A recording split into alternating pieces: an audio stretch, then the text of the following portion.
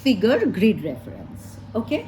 For that, just like 4 figures, we have to first find out the eastings and the northings. Then we will add a third figure to the easting and a sixth figure to the northing. See how it is done. Show this one. Now suppose we want to find out the location of this temple northeast of Kheda. How can we find it? First we know eastings comes and then comes northings. Now for easting, you see this is 26 is the easting. So we will write 26. And for northing, this is the line for northing. 90 is the line for northing. Now what they do, so usually for 4 figure it should have been 2690.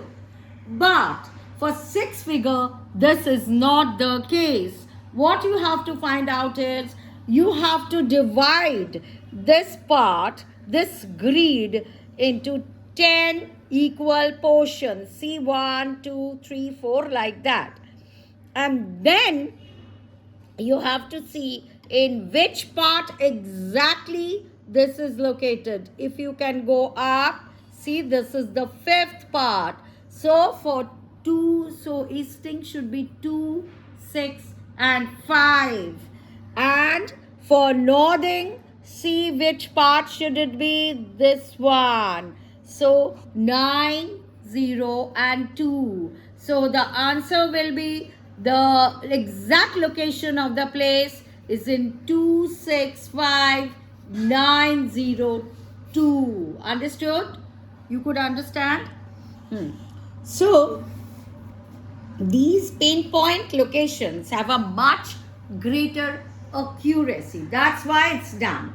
So now this 6-figure grid reference, which is obtained here, it gives the location of the place to nearest 100 meters, but very close. So spot heights, benchmarks, causeways and all, temples, post offices, wells are all located with the help of this 6-figure grid references. Now what are the importance of this 6-figure grid reference? It helps in pinpointing a place of an object on the map nearest to 100 meters, and it also adds much greater accuracy to the map.